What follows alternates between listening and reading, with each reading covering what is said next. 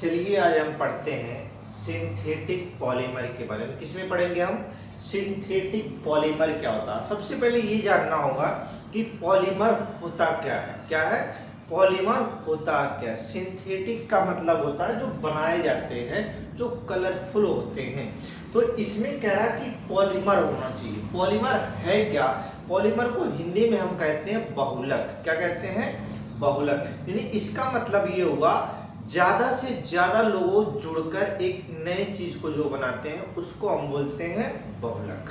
अब देखिए हम आपको बताते हैं, जैसे यहां लिखा है पॉलीमर। क्या लिखा है? पॉलीमर। तो पॉलीमर का पॉली का मतलब होता है मेनी। क्या होता है? मेनी। और मेरोस का मतलब होता है यूनिट।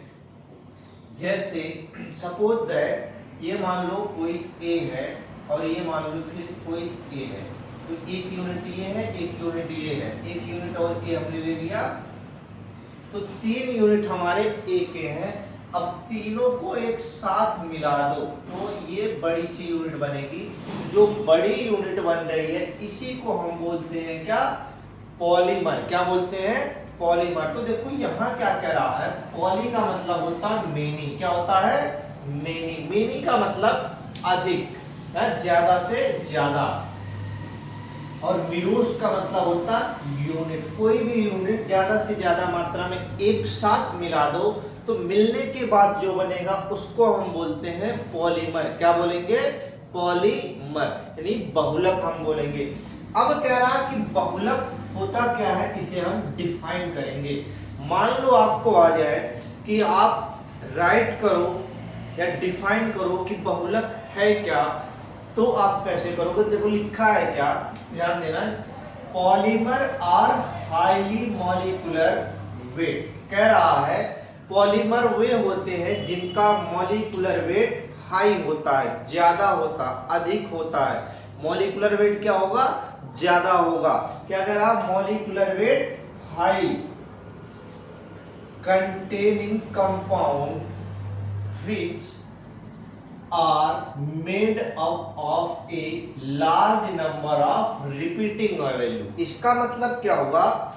लार्ज नंबर, इसका मतलब बड़ी क्वांटिटी में, बड़ी संख्या में वो संख्या रिपीट हो रही हो। जैसे अभी हमने आपको यहाँ बताया था ए, तो 3 संख्या, इसको हमने 1000 ए ले लिया, तो आप जब मिला के बनाओगे तो एक बड़ा संख्या बनेगा, बड़ा नंबर बनेगा।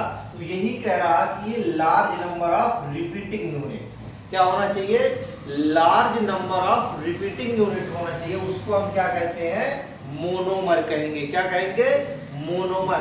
अब इस मोनोमर से जितने लोग बनेंगे उसको हम बोलते हैं पॉलीमर। क्या बोलेंगे? पॉलीमर। क्या बोलेंगे हम? पॉलीमर। और ये जो पूरा प्रोसेस है, रिएक्शंस है, इसको हम बोलते हैं पॉलीमेराइजेशन। क्या कहेंगे? पॉलीमेराइजेशन।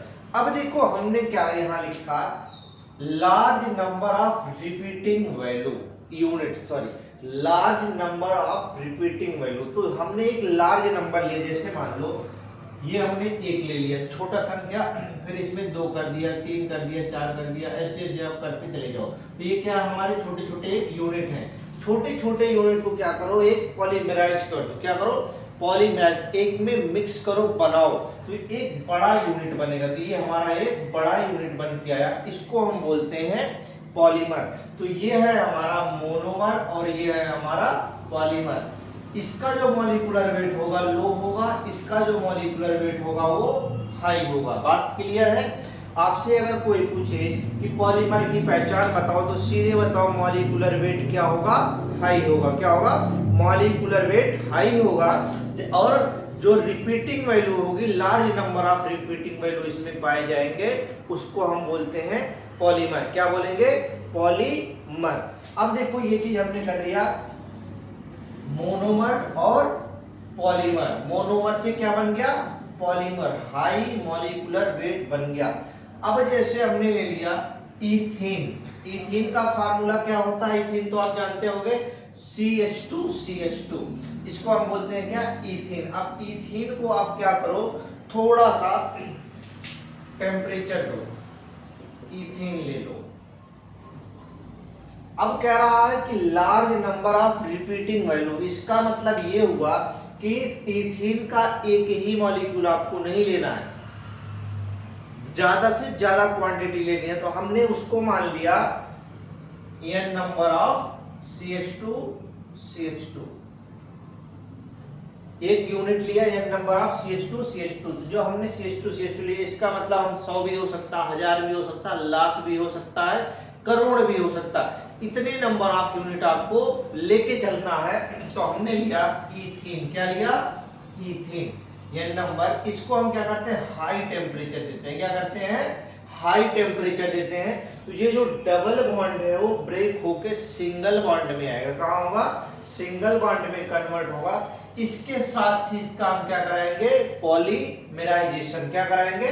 पॉलीमेराइजेशन। तो जब हम पॉलीमेराइजेशन कराएं तो जब ये टूटेगा तो CH2 सिंगल बॉन्ड CH2 और दोनों तरफ की ये बॉन्ड, अब यहाँ n यूनिट आके जुड़ जाएगी। इसका मतलब ऐसे ऐसे रिपीटिंग वैल्यू n टाइम्स, अगर आपने 1000 लिया तो 1000 बार लगे हैं, आपने 500 लिया तो 500 बार ये लगे हैं, अगर आपने 1 लाख लिया तो n टाइम्स इस टाइप के यूनिट जो होंगे वो 1 लाख बार एक दूसरे से जुड़े होंगे। तो जो नया फॉर्मेशन बनेगा, जो नया प्रोडक्ट बन के आएगा, उसको हम बोलते हैं क्या? पॉलीथीन। क्या बोलते हैं? पॉलीथीन। जो आप यूज करते हो, जो आप यूज करते हो। पॉलीथीन का मतलब होता है झिल्ली, समझते हो ना? झिल्ली या पन्नी, अपनी भाषा में बोलते हैं इसको पन्नी। जैसे आप मार्केट में क्या जाते हो, सामान लेने जाते हो तो कहते हो पन्नी में करके दे दो, वो पन्नी यही होता है। उसका फार्मूला क्या है? CH2 n times. क्लियर है? ये है हमारा पॉलीमर। क्या है? ये है हमारा पॉलीमर। आगे कह रहा है आपसे, थोड़ा सा इंपॉर्टेंट टॉपिक है, इसे भी ध्यान देना, इंपॉर्टेंट टॉपिक है। Homopolymer and copolymer. ज्यादा ये दोनों चीजें लगभग जब आप किसी चीज को डिफाइन करोगे उसमें वो सारी चीजें आती हैं। तो उसके लिए आप कैसे करो? देखिए, हम बता रहे थे आपको होमोपॉलीमर या कोपॉलीमर। तो जितने भी आप एग्जाम्पल पढ़ते हो, जैसे पॉलीथीन हो गया, नायलॉन हो गया, बुन्नायस हो गया, बुन्नायन हो गया, टेफ्लॉन हो गया, नायलॉन हो गया, जितनी भी चीजें आप एग्जाम्पल में इसमें पढ़ते हो, बैकेलाइट हो गया, सारी चीजों में कहीं ना कहीं लिखा हुआ है आपको या तो होमो मिलेगा या कोपॉलीमर मिलेगा। तो होमोपॉलीमर क्या होता है, कोपॉलीमर क्या होता है, इसके बारे में हम आपको बताते हैं। तो वो एक चीज जानते हो, वो होमो का मतलब होता है सेम। क्या होता है? सेम। और को का मतलब क्या होगा, अभी आपको सारी चीजें डिटेल में पता चल जाएगी। तो देखो, कह रहा है होमोपॉलीमर एंड कोपॉलीमर क्या होते हैं, इसके बारे में आपको बताना है। तो ये देखिए, ध्यान देना, लिखा रहा है कि वे पॉलीमर जो synthesize from only type of monomers are called homo. कह रहा है जिनको केवल मोनोमर की सहायता से बनाया जा सकता है उसको हम बोलते हैं होमोपॉलीमर। क्या बोलते हैं? होमोपॉलीमर। किसी भी प्रोडक्ट को मोनोमर की सहायता से बनाया जाता है तो उसको हम बोलते हैं होमोपॉलीमर। क्या बोलेंगे? होमोपॉलीमर। तो लिखा क्या है? Polymer which are synthesised from only one type of monomers are called homopolymer। एक टाइप का कोई मोनोमर हो, उससे जो बनेगा उसको हम बोलते हैं होमो। हमने अभी आपको शुरू में बताया कि होमो का जो मतलब होता है वो होता है सेम। क्या होता है? सेम। तो ये हो गया, मोनोमर से जो बनेगा वो होगा होमोपॉलीमर। क्या होगा? होमोपॉलीमर। जैसे हमने यहां लिखा है फॉर एग्जांपल के लिए पॉलीथीन। क्या लिखा है? पॉलीथीन। तो हो गया पॉलीथीन। Teflon, PVC. पीवीसी का मतलब होता है पॉलीविनाइल क्लोराइड। क्या है? Polyvinyl chloride ETC। ये सारे के सारे जो होते हैं हमारे होमोपॉलीमर कहलाते हैं। क्या कहलाते हैं? होमोपॉलीमर। क्योंकि ये एक ही यूनिट से मिलकर बनते हैं, एक ही मोनोमर से ये फॉर्म होते हैं, इसलिए हम इसे क्या कहते हैं? होमोपॉलीमर। अगला कह रहा है कोपॉलीमर क्या होगा। अब इसमें जो यूनिट आप लोगे वो एक ही मोनोमर ना होके दो मोनोमर हो सकते, तीन मोनोमर हो सकते, उनसे मिलके एक नया प्रोडक्ट जो बनेगा उसको हम बोलते हैं कोपॉलीमर। क्या बोलेंगे? कोपॉलीमर। तो कोपॉलीमर के लिए क्या कह रहा? Polymer which are synthesised from more than one kind of monomer. इसमें क्या था? होमो में एक टाइप का ही मोनोमर था। इसमें क्या है? अलग अलग टाइप के मोनोमर हो सकते हैं। तो अलग अलग टाइप के मोनोमर से जो बनेगा उसको हम बोलते हैं कोपॉलीमर। अगर एक टाइप के मोनोमर से बन रहा तो उसको हम बोलते हैं होमोपॉलीमर। ये बात हुआ क्या कि अगर हम मोर देन टू या more than one kind of monomer are called copolymer. इसका मतलब ये हुआ कि दो या दो से अधिक अलग अलग मोनोमर से अगर कोई भी फॉर्म सिंथेसाइज करके बनता है तो उसको हम बोलते हैं कोपॉलीमर। और होमोपॉलीमर क्या होगा? अगर एक ही टाइप के मोनोमर से सिंथेसाइज करके कोई चीज बनता है तो उसको हम बोलते हैं होमोपॉलीमर। अब देखो कह रहा है this phenomena is known as copolymerization. इस प्रोसेस को हम क्या कहते हैं? कोपॉलीमराइजेशन। अब जैसे फॉर एग्जांपल हमने लिखा एसबीआर। क्या लिखा? एसबीआर। एसबीआर का फुल फॉर्म होता है स्टायरीन ब्यूटाडाइन रबर। क्या है? Styrene butadiene rubber. तो स्टायरीन अलग लगेगा और ब्यूटाडाइन अलग होगा। एक यूनिट ये और एक यूनिट ये, अलग अलग यूनिट को दोनों के पॉलीमराइजेशन से जो प्रोडक्ट बनेगा उसको हम बोलते हैं एसबीआर। क्या बोलते हैं? एसबीआर। एसबीआर का फुल फॉर्म क्या होता है? Styrene butadiene rubber. क्या है? Styrene butadiene rubber. ये तो था हमारा पहला एग्जांपल। दूसरा एग्जांपल हमारे पास क्या है? हमने ले लिया इथीन। क्या ले लिया? इथीन। इथीन का रिएक्शन हमने किससे करा दिया? प्रोपीन से। किससे? प्रोपीन से पॉलीमराइजेशन करवा दिया। तो जो प्रोडक्ट बनेगा ये हमारा ये प्रोडक्ट बनके तैयार होगा।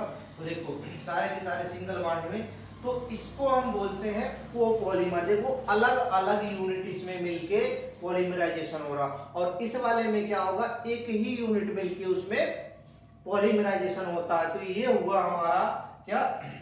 होमोपॉलीमर और कोपॉलीमर। तो हमने आपको दो चीजें बताई, एक होमोपॉलीमर और एक कोपॉलीमर। सबसे पहले हमने आपको क्या बताया? हमने आपको ये बताया कि पॉलीमर होते क्या है। पॉलीमर होने के बाद इसमें हमने एक ब्रांच दिखाया जो होमोपॉलीमर और कोपॉलीमर। तो पहला ये जानो कि हमारा जो पॉलीमर है, पॉलीमर की पहचान क्या है। पॉलीमर की पहचान क्या हमने आपको बताया? कोई भी लार्ज नंबर हो यानी कि बड़ी संख्या हो जो रिपीट हो रही हो। क्या हो? रिपीट हो रही है। देखो यहाँ लिखा है रिपीट हो, उसको हम, और उसका मॉलिक्यूलर वेट क्या होना चाहिए? बहुत ज्यादा होना चाहिए, हाई मॉलिक्यूलर वेट हो, उसको हम क्या बोलते हैं? पॉलीमर बोलते हैं। क्या बोलते हैं उसको? पॉलीमर। इसका मतलब ये हुआ कि मॉलिक्यूलर वेट हाई होगा और क्या होगा? रिपीटिंग वैल्यू लार्ज होगा, यूनिट लार्ज होने चाहिए, तो उसको हम बोलेंगे क्या? पॉलीमर। अब पॉलीमर जो ये टोटल प्रोसेस होगा उसको हम बोलते हैं पॉलीमराइजेशन। क्या बोलेंगे?